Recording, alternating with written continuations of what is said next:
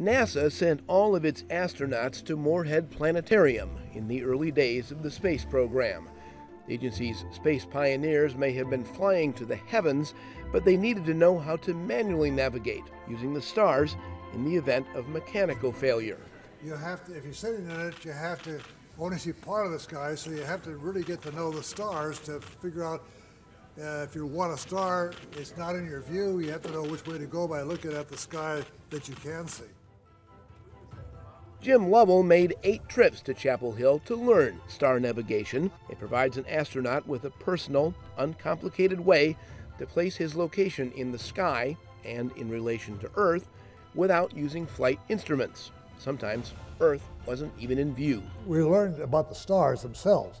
I mean, looking at the dome and then looking at the constellations. First of all, we looked at the constellations because they were the guide for us to look at the stars in those constellations.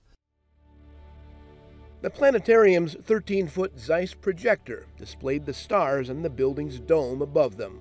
Astronauts would sit in a movable chair under a hood modeled after the window of the Gemini spacecraft. And so if you look out one of those triangular-shaped windows, you just saw a triangular shape of the sky. And so the stars that you wanted to navigate perhaps were not there.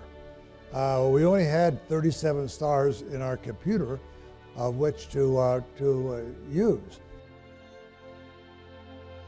Lovell is the only NASA astronaut to make 2 trips to the moon, but never land there. He used those navigation skills learned at Moorhead on his 2nd trip to the moon on Apollo 13. That's when an oxygen tank explosion turned a lunar mission into a get back to Earth safely mission.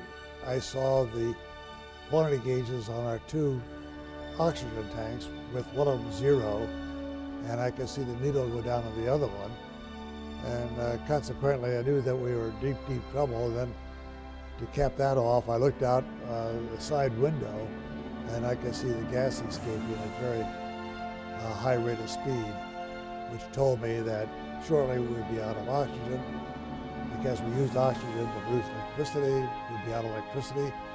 And because we use electricity to control and gimbal our vehicle, we will lose our propulsion system. So it's the low point probably of the flight, because we knew we were in deep trouble, but we had no way at that time to think about how to get out of it.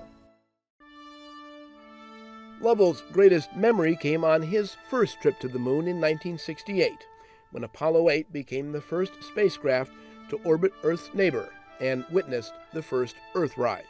On Apollo 8, when I put my thumb up to the window, that behind my thumb that I could hide was the Earth. And I knew that just 240,000 miles away, there was a body that had approximately 5 or 6 billion people on it, all striving for the same things in life. And I really thought that for a while. Here is this body, and all around is space. I could see the moon right there, and the sun was behind, but everything that I'd ever known is back there. And I thought to myself, in reality, and of course it reinforces itself over the years, that really God has given us a stage. God has given us a stage to which to perform. And how that play turns out is really up to us.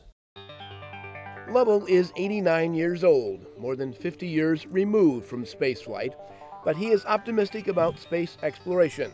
However, he admits he's not sure whether it will be done by the government, private enterprise, or both. And I hope that we first started going to the moon because we barely, examined the moon, and then use that architecture, the infrastructure of making moon flights rather common, so that we could expand that to eventually go to a mission on Mars.